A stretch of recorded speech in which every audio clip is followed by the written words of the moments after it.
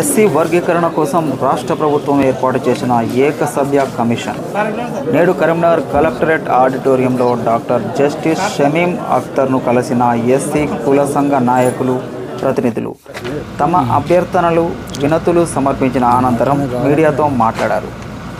ఉమ్మడి ఆంధ్రప్రదేశ్లో రెండు రాష్ట్రాలుగా విభజించబడిన తర్వాత తెలంగాణ ఆంధ్రప్రదేశ్లో ఎస్సీ వర్గీకరణ అనే అంశము చాలా సమస్యాత్మకంగా మారింది. ఎందుకనంటే ఒకవైపు మాదిగా ఉద్యమం చేసుకుంటూ మాకు వర్గీకరణ కావాలని దానికి అడ్డుకునే ప్రయత్నంగా మాలా సామాజిక వర్గం చేస్తూ ఈ సమస్యను చాలా జటిలం చేస్తున్నది. న్యాయ కోవిదులు చెప్పిన దాని ప్రకారంగా ఆగస్టు 1వ తారీఖు 2024 నాడు ఇచ్చిన సుప్రీంకోర్టు తీర్పును అనుసరించి రాష్ట్ర ప్రభుత్వము వర్గీకరణ చేయడానికి ముందుకొచ్చినందుకు చాలా సంతోషం. దీన్ని మాదిగ మేధావుల ఫోరం స్వాగతిస్తుంది. దానికి అనుగుణంగా ఏకసభ్య జస్టిస్ ముఖ్తార్ అహ్మద్ షమీం అఖ్తర్ జస్టిస్ షమీం అఖ్తర్ గారి ఏకసభ్య కమిషన్ ఏర్పాటు చేసి వర్గీకరణకు పూనుకున్న తెలంగాణ రాష్ట్ర ప్రభుత్వానికి కృతజ్ఞత తెలియజేస్తూ, అదేవిధంగా జనాభా దామాష ప్రకారంగా మాదిగలకు వారి యొక్క జనాభా అనుసరించి ఉమ్మడి రిజర్వేషన్ వర్గీకరించాల్సిందిగా మాదిగ మేధావుల ఫోరం డిమాండ్ చేస్తున్నది. అదేవిధంగా రాబోయే ఉద్యోగ ఫలితాలలో కూడా వర్గీకరణ ఇంప్లిమెంట్ చేసి మాదిగలకు న్యాయం చేయాల్సిందిగా రాష్ట్ర ప్రభుత్వాన్ని డిమాండ్ చేస్తున్నాం. బండ శ్రీనివాస్, మాదిగ మేధావుల ఫోరం ఉమ్మడి జిల్లా అధ్యక్షులు. ఇప్పుడు వర్గీకరణ విషయం ఏదైతే ఉన్నదో అందరికీ దాదాపు అన్ని విషయాలు తెలుసు. నేను ఒకటే విషయం చెప్పదలుచుకున్న మన సోదర బృందాలందరికీ, మాదిగలు అంటేనే ఇవాళ చనిపోయిన పశువులను ఊర్లోకెళ్ళి తీసేసేయాలంటే మాదిగలే కావాలి. ఇంతకంటే హీనమైన జాతి ఏదైనా ఉన్నదంటే మాదిగలే జాతే ఉన్నది. ఇంతకంటే హీనమైన వృత్తి కలిగిన ఆ సమాజం ఇప్పుడు కొంతమంది ఎదిగిండొచ్చు, కానీ మా జాతి అంతా ఇంకా అట్టడుగున ఉంది. ఇవన్నీ దృష్టి పెట్టుకొని మన జనసంఖ్య దృష్టి పెట్టుకొని ఈ వర్గీకరణ దాన్ని సుప్రీంకోర్టు వీళ్ళకి న్యాయం చేయాలి అనే ఉద్దేశంగానే 341 ఈజ్ వెరీ క్లియర్. ఇది అగనెస్ట్ అంటున్నా, it is not against, it is very clear. అంటే అట్టడుగున ఉన్న వాళ్ళకి సహాయ సహకారాలు అందించి వాళ్ళని పైకి తేవటమే 341 యొక్క ఉద్దేశం. దాన్ని మిస్లీడ్ చేయటం తగదు. దాన్ని మిస్లీడ్ చేసి చదువుకున్న బృందాలంతా కొంతమంది మేధావులు అనబడే మేధావులు దాన్ని తప్పుడు ప్రచారం చేసి అది తప్పుడు జడ్జిమెంటు పార్లమెంట్ మీద కాన్స్టిట్యూషన్ వ్యాఖ్యానం చేయవలసిన అధికారమే సుప్రీంకోర్టుకు ఉంది. ఒక చట్టాన్ని పార్లమెంట్ చేసినా కూడా మళ్ళీ సుప్రీంకోర్టుకి దాన్ని కొట్టేయడానికి అధికారం కలిగి ఉన్న పవర్ ఉన్న post. It is no doubt, it is చేసుకోవచ్చు అనే మాట ఉన్నది. రేపు పార్లమెంట్ చేసినా ఇది తప్ప రైట్ అంటే మళ్ళీ సుప్రీంకోర్టుకి పోవాలి. సుప్రీంకోర్టు ఏం చెప్తుంది, కరెక్ట్ అంటేనే కరెక్టు. కాబట్టి మొదలు సుప్రీంకోర్టు ఇచ్చింది. Where is the question of again parliament. పోయినసారి సుప్రీంకోర్టు ఇచ్చిన క్రమంగానే మనం ఇన్ని సంవత్సరాలు ఆగినాము, 20-30 ఏళ్ళు.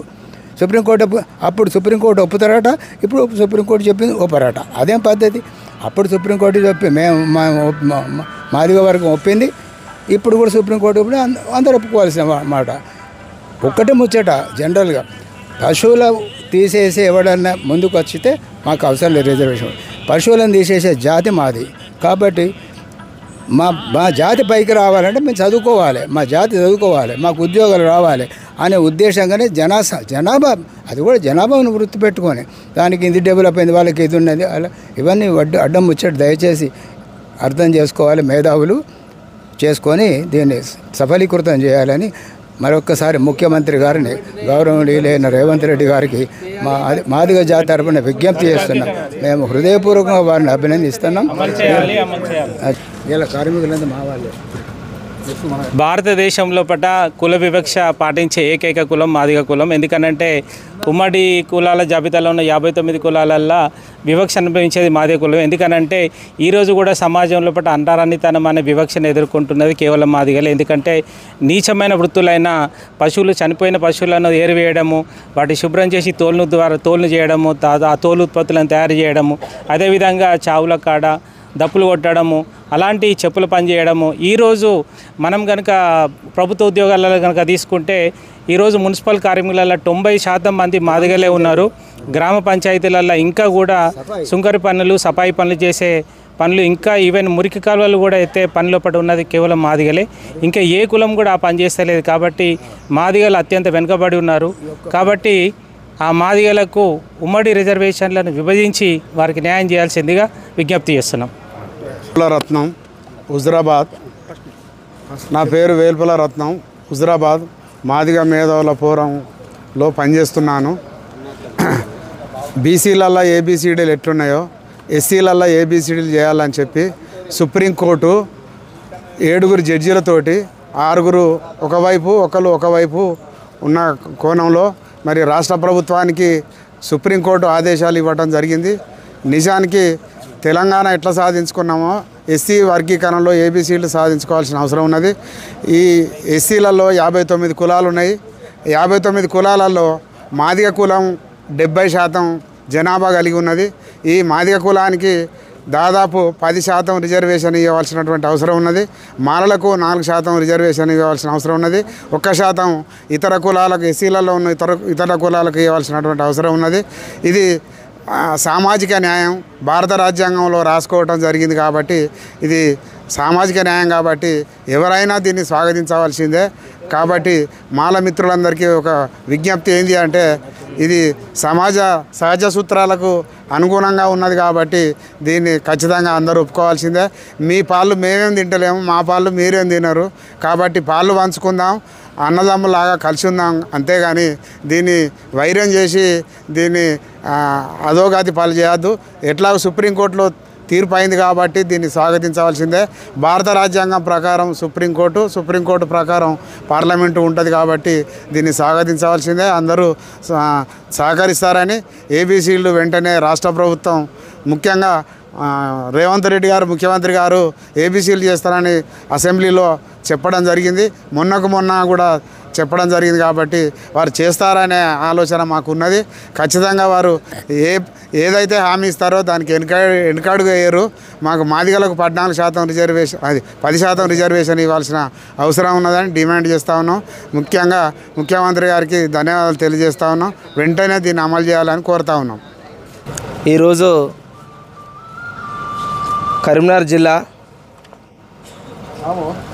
శ్రీయుత గౌరవనీయులైన జస్టిస్ షమీం అఖ్తర్ గారు, చైర్మన్ తెలంగాణ రాష్ట్ర ఎస్సీ వర్గీకరణ ఏకసభ్య సభ కమిషన్ గారికి ఈరోజు కాంగ్రెస్ పార్టీ తరఫున మేము మెమోరాండం ఇవ్వడం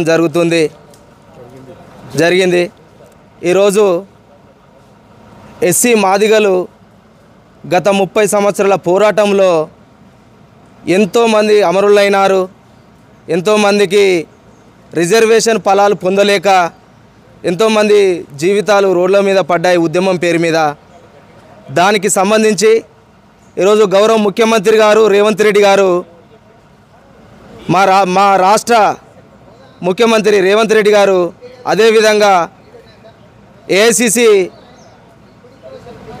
ప్రెసిడెంట్ మల్లికార్జున ఖర్గే గారు ఈ తెలంగాణ రాష్ట్రంలో మేనిఫెస్టో పెట్టినప్పుడు ఎస్సీ వర్గీకరణకు కాంగ్రెస్ పార్టీ కట్టుబడి ఉందని ఆనాడు ఒక మేనిఫెస్టోలో చెప్పడం జరిగింది.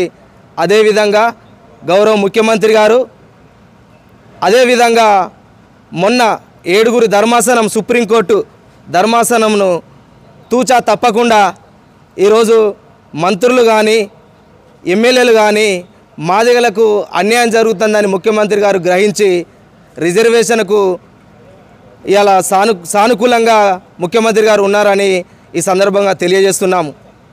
ఎందుకనంటే 15% ఉన్న మేము మాదిగలు 70% రిజర్వేషన్ ఫలాలు పొందే అవసరం ఉన్నది. రాజ్యాంగంలో అది పొందుపరిచారు కాబట్టి న్యాయమైన కోరికను మేము అడుగుతున్నాము. కాబట్టి మాదిగలందరూ ఈరోజు ఎంతోమందికి జీవన ఉపాధి లేక ఇంకా దరిద్రతనే అంటరానితనంగానే మిగిలి చూస్తున్నారు సమాజం. ఆ సమాజాన్ని ఆ ఒక మాదిగలను గుర్తించింది అనంటే అది కాంగ్రెస్ పార్టీ రిజర్వేషన్ పరంగా ఈ యొక్క రిజర్వేషన్ అమలు చేసేందుకు దానికి ముఖ్యమంత్రి గారు సానుకూలంగా ఉన్నారని మా ఎస్సీ డిపార్ట్మెంట్ కూడా మేము సానుకూలంగా ఈ విషయంపై ముందుకు వెళ్ళాలని చూస్తున్నాం.